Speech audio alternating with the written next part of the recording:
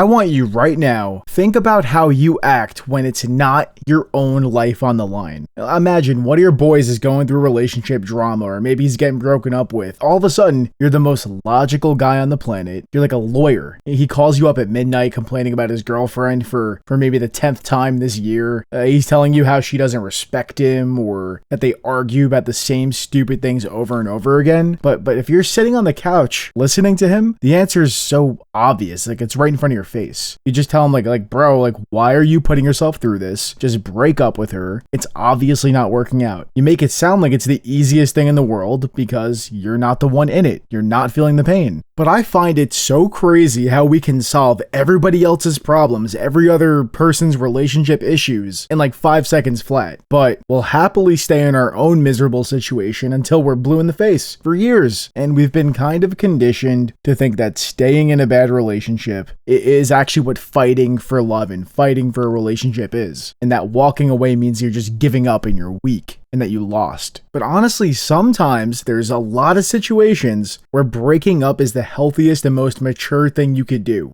And man, like when we're looking at our friends' relationships, we only see the blind facts.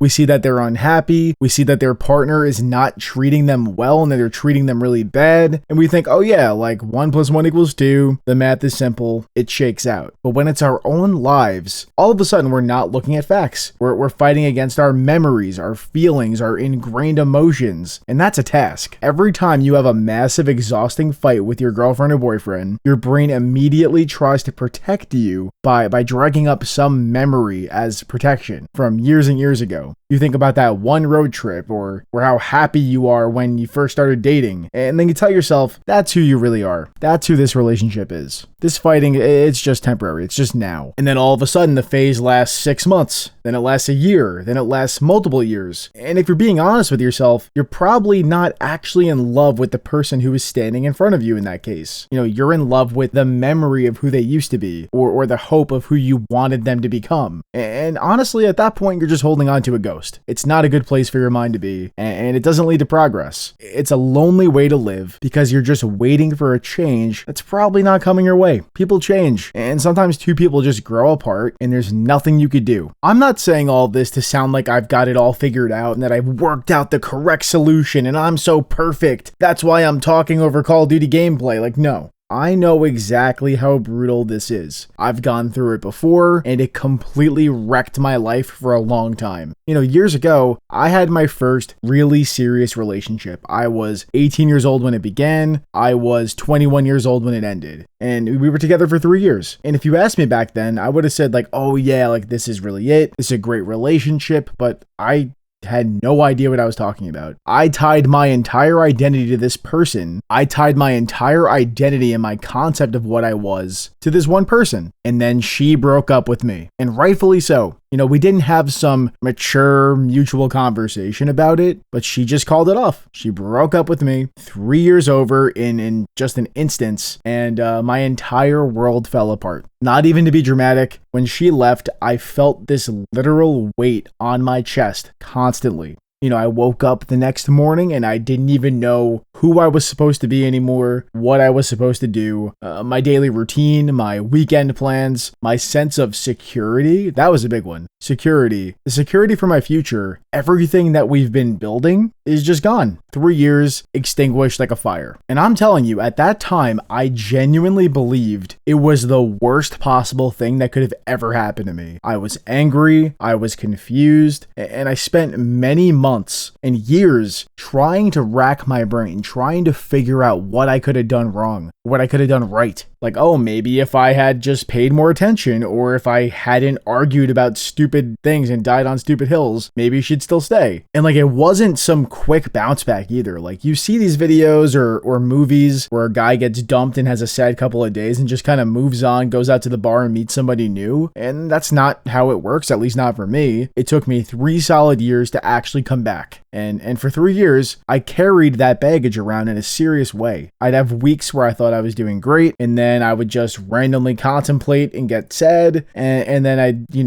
I get all messed up about it. And like, it's crazy because like, you know, I had dated other people during that time. I had tried to find relationships, but I was not invested. I was not there. I was too hung up, and it was really, really long and frustrating. It was a whole process. It's 1 step forward, 2 steps back, 3 steps forward, 2 steps back. Like, it was crazy. But looking back at it now, with all the time and the space that I've had, I realized something that I was really just completely blind to back then. If I could go back in time and talk to myself when I was just on the edge of just seeing my life crumble in front of me, I wouldn't tell him how to win her back or how to think his way out of it. I'd tell him, like, just let her go, because that breakup needs to happen. It needed to happen. I'm happy that it happened. And the hard truth is that I just couldn't see it when I was 21 years old. Maybe I wasn't a good boyfriend. Maybe I was insecure. Maybe I didn't really know how to communicate. And maybe I was using that relationship as like a distraction. But that breakup forced me to look in the mirror, fix a lot of things about myself, learning how to exist on my own. And at that point, like, if we jump ahead to today, I'm in an amazing relationship, the healthiest relationship I could possibly imagine. My girlfriend's amazing, and I wake up every day feeling incredibly lucky to have her. But the reality is, like, if the version of me from that first relationship tried to date my current girlfriend, I would have ruined it in probably a month flat. I didn't have the emotional maturity or the communication skills to keep that relationship going. And for this one, I wouldn't even stand a chance.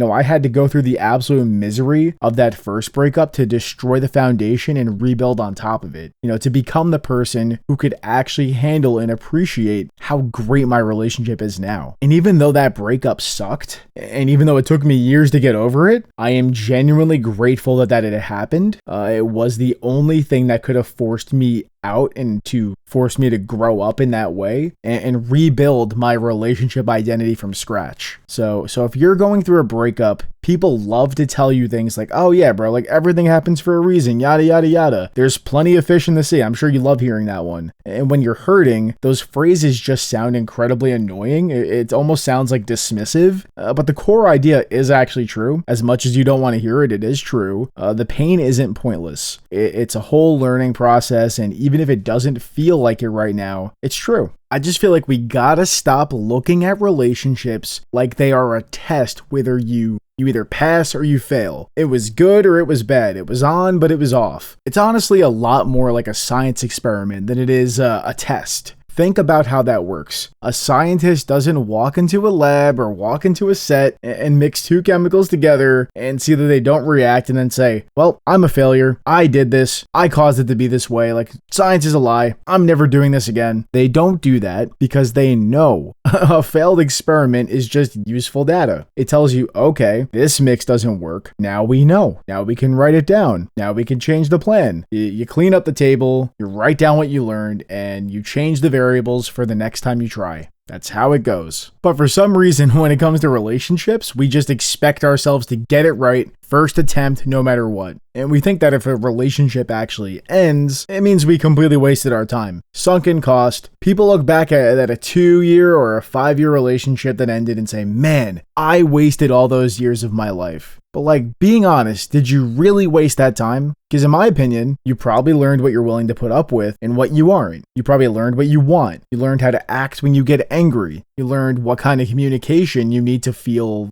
from your partner in order to feel secure. You might have learned some of your own flaws too. Like it's a good thing. These are good things. Those are not wastes of time. It's the exact data that you need to eventually build something that actually works. That's what I did. And I'm not just preaching to preach. Like, it actually worked for me, and it was hard. It was painstaking, but man, like, it was worth it. And I mean that. If you're listening to this right now and you're in that gray area, you're in that staying in a relationship or getting freshly broken up with, or you feel like you're going to get broken up with and you're terrified of the pain of leaving, I just want you to really think about what you're sacrificing for that comfort. That comfort that you think you feel, what is being sacrificed? And it's completely okay to admit that an experiment didn't work out. It doesn't just mean that you're unlovable or that you're bad at these things. It just means that this one wasn't the right mix right now. At the end of the day, relationships are just hard. They're hard when they're working, they're a lot of work, and they're incredibly hard when they're falling apart. So if you're going through a breakup right now, just know, like, it might suck for a month, it might suck for a year, or it might take you a really long time to fully find your footing again, just like it did for me. And that's completely fine. There's no timer on this. There's no right or wrong wrong way to go about doing it or right or wrong way to feel when your life gets flipped upside down. But I promise you, on the other side of the pain, there is a version of yourself that is a lot stronger, a lot wiser, and ready for what you actually deserve. But honestly, guys, let me know in the comment section right now. I'm going to have a pinned comment. Respond to that comment. Have you guys ever gone through a breakup? Are you freshly going through a breakup? Let me know. I love having those conversations in the comments. Thank you guys for watching the video. And if you guys want to talk more self-improvement, I do have a Discord link in the description. Building a nice little community there. Just some additional interaction with you guys makes my day every day. But yeah, hope you guys have a great day. Take care.